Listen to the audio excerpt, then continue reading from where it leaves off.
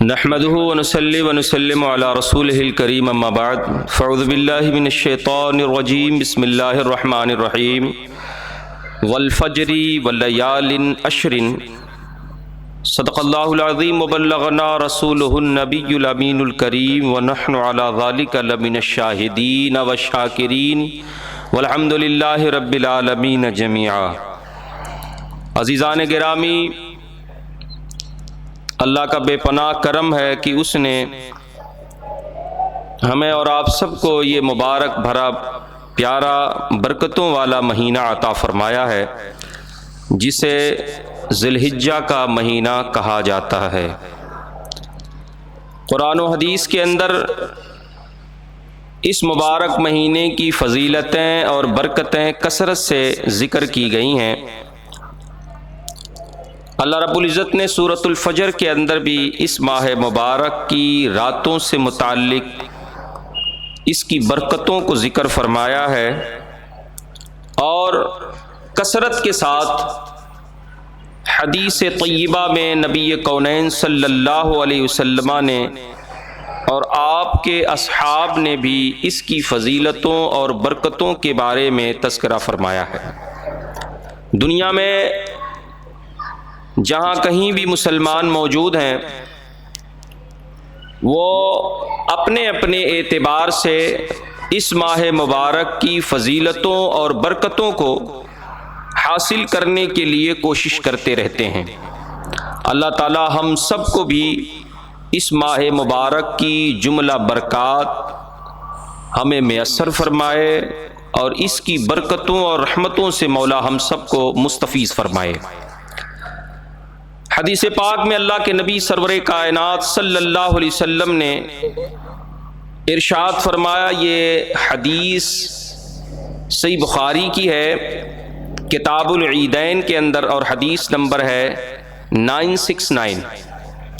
969 number حدیث ہے۔ نبی کونین صلی اللہ علیہ وسلم نے ارشاد فرمایا کہ ذی الحجہ کے 10 دن جو شروع کے ہیں، اس مہینے کے جو 10 دن ہیں، دوسرے کوئی بھی دن ان کے مقابلے میں ایسی اہمیت اور فضیلت نہیں رکھتے ہیں۔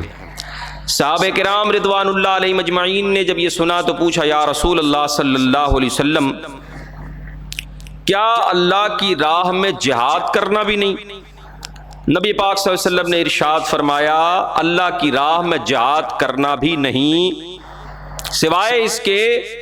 کہ اس مجاہد کے جو اپنی جان اور اپنی مال اپنے ساتھ لے کر نکلے اور اسی کے ساتھ اپنے رب کے حضور چلا جائے، یعنی شہید کر دیا جائے اور کچھ بھی واپس نہ لوٹائے۔ پتہ چلا کہ اس ماہ مبارک کی فضیلتیں اور برکتیں بے شمار ہیں۔ اسی ماہ مبارک میں نبی کونین صلی اللہ علیہ وسلم نے ارشاد فرمایا، حضرت ابو سعید خدری رضی اللہ تعالی عنہ سے مروی ہے کہ نبی کونین صلی اللہ علیہ وسلم نے ارشاد فرمایا، جس نے عرفہ کا روزہ رکھا اس کے 1 سال اگلے اور 1 سال پچھلے گناہ اللہ معاف فرما دیتا ہے۔ یہ حدیث مجمع الزوائد کے اندر صفحہ نمبر 192 پر ذکر ہوا ہے۔ اللہ کے نبی صلی اللہ علیہ وسلم نے اپنے امتیوں کے لیے جو آسانیاں فراہم فرمائیں اس دین و شریعت کے ذریعے، وہ پچھلی کسی امت میں اس کی نظیر یا اس کا مثال دیکھنے کو نظر نہیں آتا ہے۔ نبی پاک صلی اللہ علیہ وسلم کے اصحاب نے ہر وہ موقع جو سعادتوں اور نیکیوں کا کسی بھی اعتبار سے موقع بنتا، اسے صحابہ کرام کبھی بھی ضائع نہیں فرماتے۔ حضرت سیدنا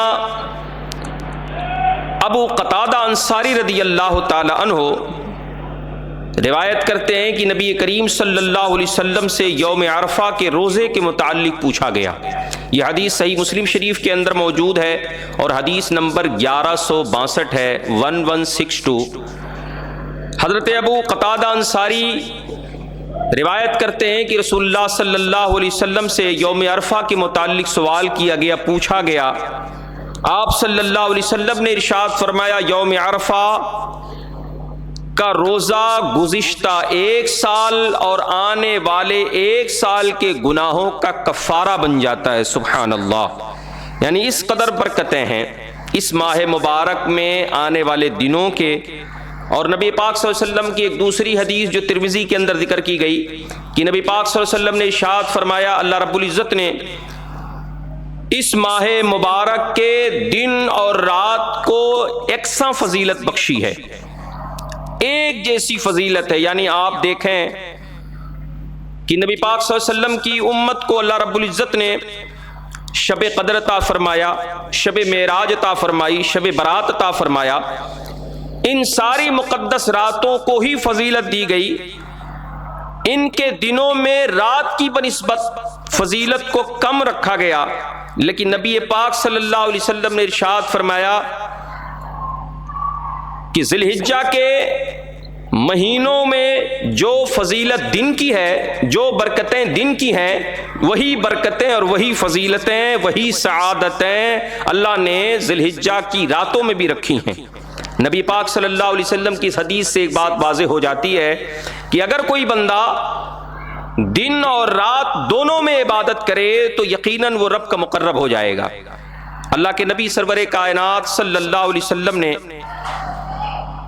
یوم عرفہ سے متعلق اس ماہ مبارک کی فضیلتیں اور برکتیں جو بیان فرمائی وہ کثرت کے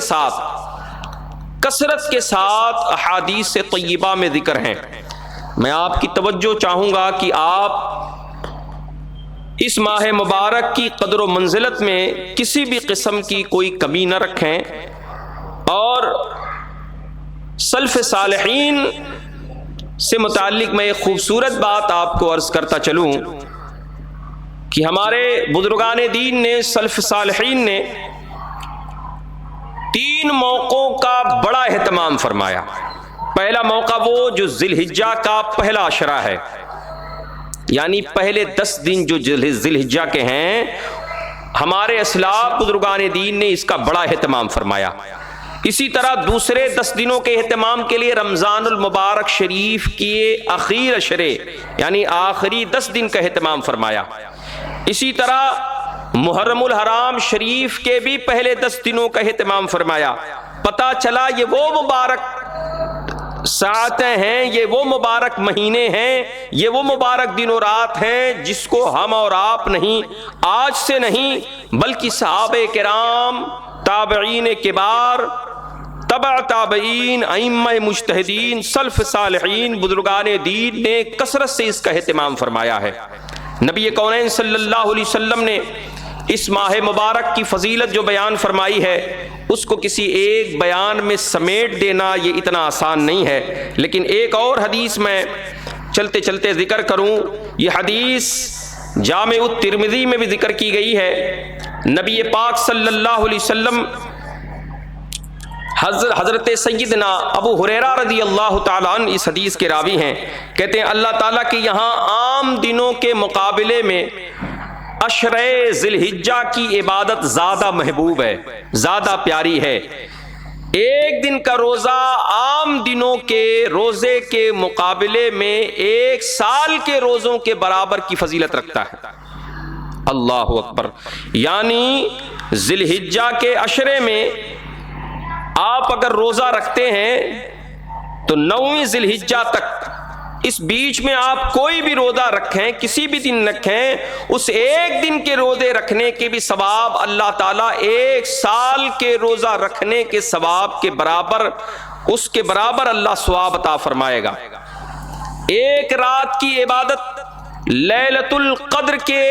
رات کے عبادت کے برابر ہے، جتنا بندہ لیلۃ القدر میں عبادتیں کرتا ہے اور اس کو ثواب عطا کیا جاتا ہے۔ اللہ رب العزت نے اپنے پیارے محبوب کے صدقے میں ہم گنہگاروں کے لیے اس ماہ مبارک یعنی ذی الحجہ کے اندر بھی ایسی فضیلتیں اور برکتیں میسر فرمائی ہیں کہ ہم نے اگر اپنا کوئی اور قیمتی رات ضائع کر دیا ہو تو اس ماہ مبارک کی برکتوں سے ہم خود کو مستفیض کر سکتے ہیں، اور پچھلے کاہلی تساہلی کی بھرپائی ہم اس مہینے کی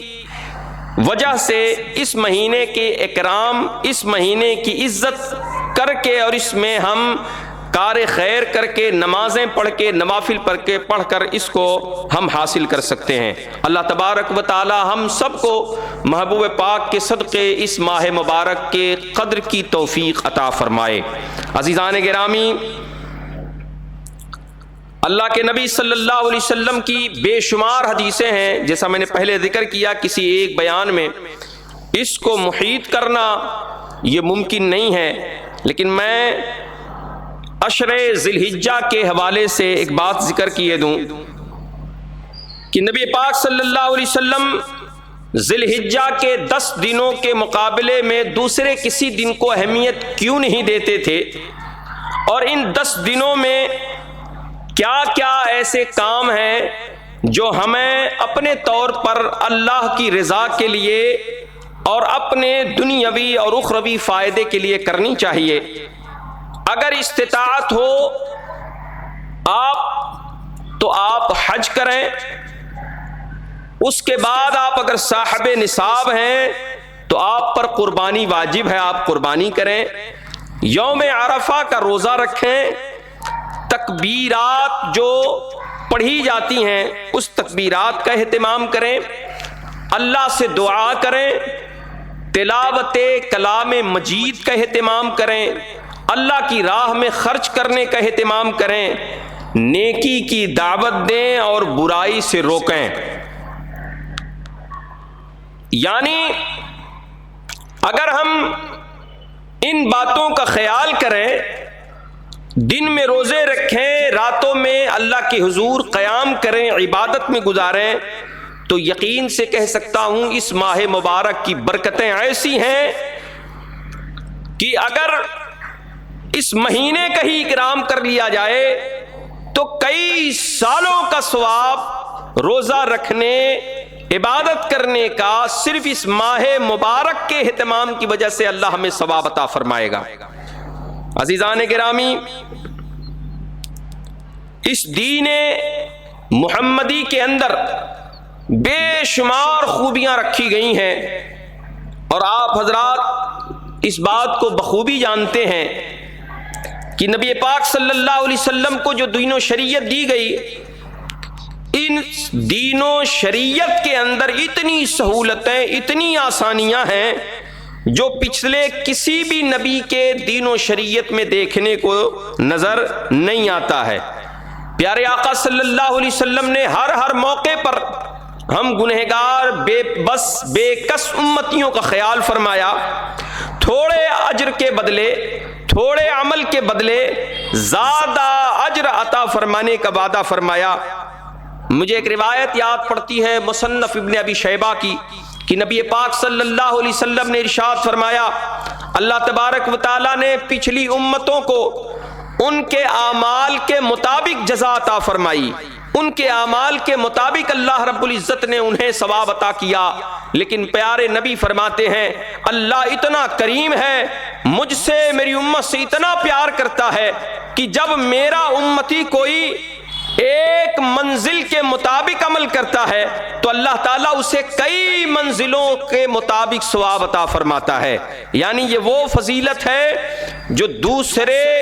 امتیوں پر ہمیں فائق بناتا ہے۔ اگر وہ ایک روزہ رکھے تو ایک روزے کا ثواب، ایک موقع پر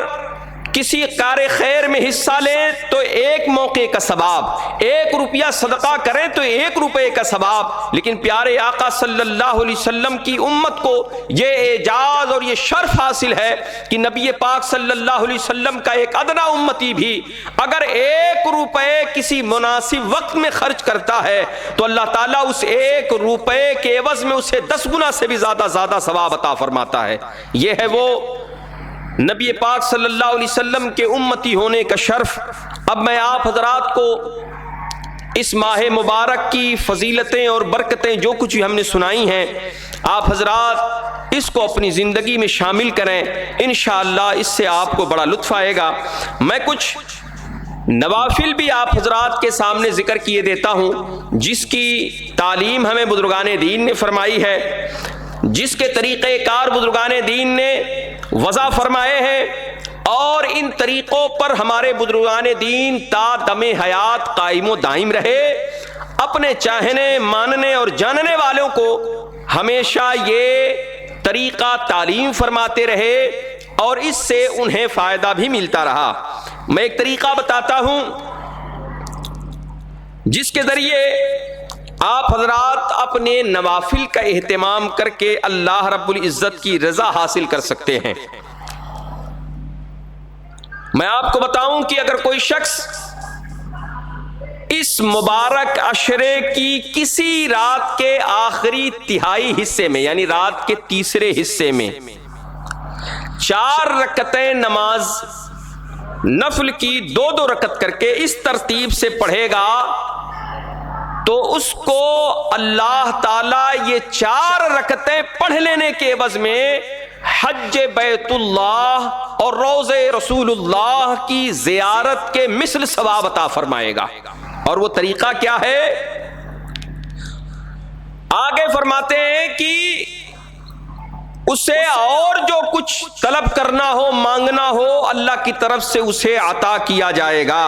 نماز کی ترکیب اور ترتیب یہ ہے کہ ہر رکعت میں سورہ فاتحہ کے بعد سورہ فلق،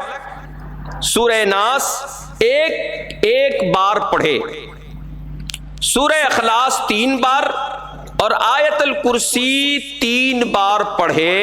نماز سے فارغ ہو کر دونوں ہاتھ اٹھا کر یہ دعا پڑھے، اور یہ دعا انشاءاللہ میں اس کو پوری دعا تفصیل سے اسکرین پر لگا دوں گا انشاءاللہ العزیز۔ اس دعا کو پڑھ لینے کی برکت سے انشاءاللہ آپ کی یہ 4 رکعت نماز ہی اللہ کے حضور اس قدر نیکیوں کا حامل ہوگا کہ آپ کو حج کرنے اور روضہ رسول کی زیارت کرنے کا ثواب اللہ عطا فرمائے گا۔ عزیزان گرامی، ہمارے بزرگان دین نے کسی بھی موقع پر ہمیں ہر نیکی اور خوبی والی چیز کو پسند کرنے کی طرف رغبت دلائی ہے۔ جو بھی کام اللہ کی رضا کے لیے ہو، دیکھنے میں شیطان اسے مشکل بنا دیتا ہے اور ہمیں لگتا ہے کہ یار ہم اتنا مشکل کام کیسے کر پائیں گے، لیکن ایک بات ذہن نشین رہے کہ جب کوئی بندہ محض رضائے الہی کے لیے کسی عبادت کو ٹھان لیتا ہے تو اللہ تعالی کی رحمتیں اس کے ساتھ ہوتی ہیں اور وہ بندہ اس نیک کام کو کرنے کی توفیق پا لیتا ہے، اور اس کو کوئی بھی شخص اپنے طور پر اگر چاہے کہ جھٹلا دے، اگر چاہے وہ اسے برگلا دے تو یہ اس کے لیے ممکن نہیں ہو پاتا، لیکن اس کے لیے شرط یہ ہے کہ بندہ اپنے رب کے حضور خلوص و للہیت کے ساتھ کسی عبادت میں ریا اور دکھاوا نہیں بلکہ اللہ کے رضا کے لیے محض جب کوئی قدم اٹھاتا ہے تو اللہ کی رحمتیں اس کا سہارا بن جاتی ہیں، اور جب سہارا اللہ کی رحمتیں ہوں تو پوری کائنات اس کی مخالفت میں آ جائے، اس کا بال بیکا بھی نہیں ہو سکتا۔ عزیزان گرامی، میں جتنا بھی عرض کروں یہ کم ہے، ایسے ہی سمجھ لیں اسلام کی ابتدا بھی قربانی سے ہے، اسلام کی انتہا بھی قربانی پر ہے۔ یہ قربانیاں ہمیں درس دیتی ہیں کہ اگر ہم بحیثیت مسلمان کسی بھی کام کو کریں گے آزمائشیں آئیں گی، کسی بھی ارادے کے خیر کے ارادے کے ساتھ ہم آگے بڑھیں گے امتحانات و مشکلات راستے میں آئیں گی، لیکن یہ امتحانات و مشکلات اگر راستے میں آ بھی جائیں تو آپ کو ڈرنے یا گھبرانے یا کسی کی پرواہ کرنے کی ضرورت نہیں ہے، بلکہ آپ یہ طے کر لیں کہ جب امتحانات آئیں گی تو اللہ رب العزت کا فضل بھی آپ کے ساتھ ہوگا، اور جب فضل الہی آپ کا مقدر ہو تو یہ یقین جانیں امتحانات آپ کا کچھ نہ بگاڑ پائیں گے۔ یہ وقتی رکاوٹ تو ڈالتے ہیں، ہمارے پاؤں میں بظاہر بیڑیاں تو پہنا دیتے ہیں، لیکن یہ دائمی نہیں ہوتا بلکہ یہ وقتی ہوتا ہے۔ اللہ کے فضل سے یہ مشکل مرحلے ٹل بھی جاتے ہیں، اور صرف ٹلتے ہی نہیں بلکہ جب بندہ عزم مصمم کر لے کسی کامیابی کی طرف گامزن ہونے کی تو اللہ کی رحمتیں اس کا مقدر ہوتی ہیں، اور وہ بندہ اپنے آپ میں خود اعتمادی کے ساتھ اللہ کی رضا جوئی کے لیے ہر وہ قربانی دے دیتا ہے جس سے اس کو وہ مقام رفیع عطا کیا جاتا ہے جس کا تذکرہ حدیث پاک میں ہے۔ اللہ کے نبی سرور کائنات فرماتے ہیں، مسند امام احمد ابن حنبل کی حدیث ہے، میرے نبی فرماتے ہیں جب کوئی بندے مومن اللہ کی رضا کے لیے ایک قدم اٹھاتا ہے اور اس قدم اٹھانے میں اسے کوئی مشکلات آتی ہیں تو جس قدر مشکلات آتی ہیں اللہ اس سے کہیں زیادہ اس کے لیے آسانیاں بھی پیدا فرماتا ہے، اور جتنی مشکلات اس راہ حق میں اسے آتی ہیں اللہ تعالیٰ اس سے زیادہ آسانیاں اس کی آنے والی زندگی میں فراہم فرماتا ہے۔ تو یقین جانیں میرے عزیزوں کہ یہ وہ مسعود و مبارک مہینہ ہے جس کی قدر و منزلت میں اگر ہم اپنے آپ کو تھوڑا سا بھی وقت دے سکیں تو یہ ہمارے اور آپ کے لیے باعث صد افتخار بھی ہوگا، اور دنیا اور آخرت میں ہمارے لیے یہ بڑے حد تک کامیابی کا ضامن بھی ہوگا۔ اللہ تبارک و تعالی ہم سب کو محبوب پاک کے صدقے اس ماہ مبارک کی قدر و منزلت کی توفیق عطا فرمائے، اور محبوب پاک کے صدقے اس ماہ مبارک میں کیے گئے تمام اعمال صالحہ کو مولا قبول فرمائے، تمام دنیا میں بسنے والے مسلمانوں کے اللہ جان و مال عزت و آبرو کی حفاظت فرمائے۔ مبارک مہینہ، اس میں ذی الحجہ کے موقع پر جو قربانی کی جاتی ہے 10ویں ذی الحجہ کو، اللہ تعالیٰ اس قربانی کے کرانے والوں کو بے حساب اجر و ثواب عطا فرمائے، تمام احباب کی قربانیوں کو اللہ قبول فرمائے، اور ساتھ ہی ساتھ اگر کہیں کوئی فتنہ یا شر ہو مولا اسے خیر میں تبدیل فرمائے۔ اللہ ہم سب کو کہنے سننے سے زیادہ عمل خیر کی توفیق عطا فرمائے۔ استغفر اللہ ربی من کل ذنب واتوب الیہ وما علینا الا البلاغ۔ السلام علیکم ورحمۃ اللہ۔